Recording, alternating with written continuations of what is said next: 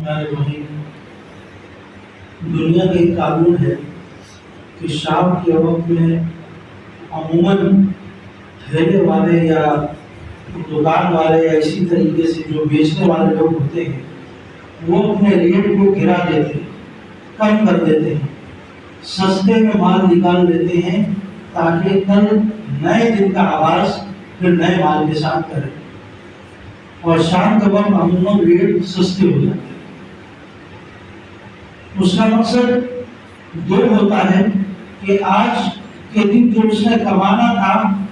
یا جو اس کا ٹارگیٹ تھا وہاں تک وہ کما چکا ہے، اب وہ اس چیز کو اپنے سامان کو نکالنا چاہتا ہے، ایک مقصد یہ ہے۔ دوسرا یہ ہے کہ اس کے پاس وہ چیز جو ہے وہ خراب ہو رہی ہے، اب وہ اس کو مزید زیادہ دیر رکھ نہیں سکتا، تو رکھے گا تو اس کو کچرے میں پھینکنی پڑے گی، ضائع کرنی پڑے گی، تو بہتر یہ ہے کہ اس کو سیل کر دے سکتے ہیں۔ تو مختلف اپنی ایک آرا، اپنی ایک سوچ ہوتی ہے، اس کے مطابق تاجر کام کرتا ہے، اور اس رویے سے یا اس طرز عمل سے پھر جو غریب قسم کا طبقہ ہوتا ہے وہ فائدہ اٹھا لیتا ہے۔ وہ شام کے وقت میں پہنچ جاتا ہے، رات کے وقت میں اس طرح کے ٹھیلوں پر پہنچ جاتا ہے اور جا کر وہی سامان لے لیتا ہے جو دن میں 100 روپے کلو تھا اور رات کے وقت میں وہ 30 روپے کلو بک رہا ہے، اب وہ جا کر خرید لیتا ہے۔ تو رمضان المبارک کے آخری ایام شروع ہو رہے ہیں، یہ اس میں بھی اللہ رب العزت نے نیکیوں کا ریٹ جو ہے بہت کم کر دیا۔ میرا بندہ میری طرف تھوڑی سی متوجہ ہو جائے، میں اس کو معاف کر دوں گا۔ یہ ایک ایسی راتیں شروع ہونے والی ہے آپ کی جس میں اللہ رب العزت جنت جہنم سے ہزاروں لوگوں کو روزانہ معاف کریں گے اور ان کو نکال کر جنت میں داخل کریں گے، اور روزانہ آسمان دنیا میں آ کر تشریف فرما ہو کر پوچھیں گے اور فرشتوں کے ذریعے اعلان کروائیں گے، ہے کوئی مدد مانگنے والا اسے مدد دی جائے، ہے کوئی اپنی بخشش مانگنے والا اسے بخشش بخش دیا جائے، ہے کوئی اپنے گناہوں کی معافی مانگنے والا اسے گناہ معاف کر دیا۔ تو جس طرح ایک ٹھیلے والا اپنا سامان نکال رہا ہوتا ہے تو اللہ رب العزت نے اپنے خزانے اور اپنے انعامات سے منہ کھول دیے، اور اس میں کچھ شک نہیں ہے کہ اللہ رب العزت کے یہ خزانے پورے سال کھلے ہوئے ہیں، لیکن کچھ ایام ایسے ہوتے ہیں جس میں اللہ رب العزت کی رحمت بہت زیادہ پرجوش ہوتی ہے۔ جب معتکفین اعتکاف میں بیٹھ رہے ہوں گے، جب ہر مسجد کے اندر راتوں میں عبادت ہو رہی ہوگی، جب راتوں کی تہجد میں اٹھ کر اللہ سے مانگا جا رہا ہوگا، اللہ کے در پر کوئی جماعت بیٹھی ہوگی جو اپنے پورے علاقوں والوں کی ترجمانی کر رہی ہوگی، تو اس اعتبار سے جب اللہ رب العزت دیکھے کہ ہر مسجد کے اندر ایک نظام ہے تو اللہ رب العزت کی جو رحمت کیا ہے، جوش مارتی ہے کہ میرے بندے مجھ سے مانگ رہے ہیں اور اب میرے دینے کا وقت ہے، پھر اللہ رب العزت ہر چھوٹے اور بڑے کو دیتے۔ میں سمجھتا ہوں کہ میں ایمانی اعتبار سے اتنا مضبوط نہیں ہوں کہ شاید میری عبادتوں کے اندر وہ طاقت نہیں ہے، میرے مانگنے میں وہ طاقت نہیں ہے، میرے اللہ رب العزت کے سامنے ہاتھ پھیلانے کے اندر وہ طاقت نہیں ہے،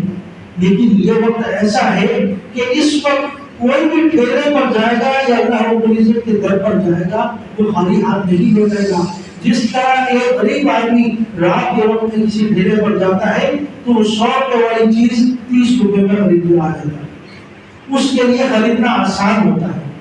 تو اس وقت اگر کوئی شخص اپنے آپ کو یہ سمجھتا ہے میں بہت بڑا گناہ گار ہوں، اور ہر شخص سمجھتا ہے، اگر اپنے گریبان کو اتر کر دیکھے تو ہر شخص کو پتہ چلے گا میں کتنا گناہ گار ہوں اور مجھے اللہ سے کتنا مانگنا ہے، اور یہ ایک ایسی طلب ہے کہ جتنا اس کے اندر آدمی جائے گا اتنے زیادہ اسے لذت محسوس ہوتی جائے گی۔ آج افسوس کے ساتھ کہنا پڑتا ہے کہ ہم فرض نماز میں بھی خوشنودی کے ساتھ کھڑے نہیں ہوتے، دلچسپی کے ساتھ کھڑے نہیں ہوتے، پھر نوافل اور دیگر نمازیں ہماری کیسے ہوں؟ اللہ رب العزت ہمیں اس کے اندر لذت اور اطمینان محسوس کرنے والا بنا دے اور ان کو خوشی کے ساتھ اور اللہ رب العزت کی رضا چاہتے ہوئے ادا کرنے کی توفیق عطا فرمائے۔ کل سے اعتکاف کی ترتیب شروع ہو جائے گی۔ کل اگر کوئی شخص اعتکاف میں بیٹھنا چاہتا ہے اس مسجد میں تشریف فرما، میری گزارش ہوگی تمام ساتھیوں سے جو تھوڑا سا دن کے پاس وقت ہے تو مسجد میں ضرور وقت ہے۔ اگر پورے 10 دن نہیں دے سکتے تو کچھ نہ کچھ وقت نکالیں، 1 دن 3 دن 4 دن 5 دن، جتنے دن آپ مسجد میں لگا سکتے ہیں نفلی اعتکاف کے لیے ضرور لگیں، ورنہ بہتر تو یہ ہے کہ سنت اعتکاف کریں پورے 10 دن کا، جس کو نبی اکرم صلی اللہ علیہ وسلم نے اپنی پوری زندگی کبھی ترک نہیں کیا۔ تو ایک ایسی عبادت ہے جو نبی اکرم صلی اللہ علیہ وسلم اپنی پوری زندگی مستقل کرتے رہے ہیں، جبکہ آپ کو ان چیزوں کی ضرورت نہیں تھی۔ آپ یقیناً آپ حضرات جانتے ہیں آپ علیہ السلام کو اللہ رب العزت نے کہ یہ ایسا نہیں ہے کہ آپ کی نیکیوں کو تولا جائے گا، آپ تو بس سے بخشائے ہیں، آپ تو دوسروں کی سفارش کرنے والے ہیں، لیکن یہ سارا کا سارا کر کے دکھانا میرے اور آپ کے لیے تھا۔ تو دیکھو میرے بندو، میں کر رہا ہوں تو تم بھی کر لینا، انشاءاللہ تمہیں فائدہ ہو جائے گا، یہ مقصد تھا۔ لیکن آج ہم اس مقصد سے دور ہٹ گئے، آپ علیہ السلام کے عمل سے دور ہٹ گئے، جس کو آپ نے مستقل طور پر کیا، ہم اپنی پوری زندگی میں افسوس کے ساتھ ایک مرتبہ بھی نہیں کرتے۔ جب ہم اعتکاف میں بیٹھیں گے پھر صلاۃ التسبیح کی بھی توفیق ہوگی، پھر تہجد کی بھی توفیق ہوگی، پھر کئی مرتبہ قرآن پاک ختم کرنے کی بھی توفیق ہوگی، کئی نوافل پڑھنے کی بھی توفیق ہوگی، اوابین کی نماز بھی پڑھیں گے، شاش کی نماز بھی پڑھیں گے،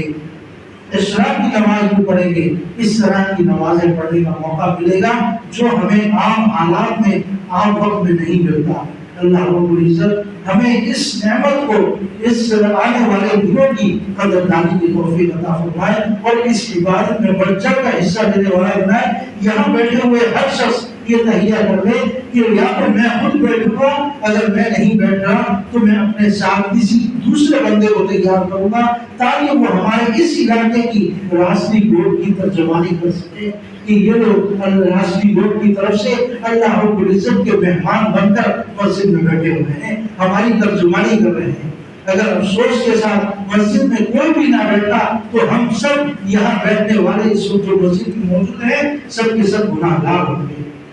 اور جب سب کے سب گناہ گار ہو جاتے ہیں، پورا راستی گوٹ گناہ گار ہو جائے گا تو اللہ رب العزت کی طرف سے عذاب آنے میں پھر دیر نہیں ہے۔ اللہ تعالیٰ ہم سب کو ایسے عذاب سے بچائے، ایسے گناہ سے بچائے جو اجتماعی طور پر ہو۔ تو ہم نے کوشش کرنی ہے کہ اس مسجد کے اندر کوشش کریں کہ زیادہ سے زیادہ لوگ اعتکاف میں بیٹھیں تاکہ مسجد بھی آباد ہو اور مسجد میں بھی ایک رحمت والا اور اللہ کی برکتوں والا ایک منظر نظر آئے۔ اللہ تعالیٰ ہم کی توفیق عطا فرمائے اور اس عبادت میں بڑھ چڑھ کا حصہ لینے والا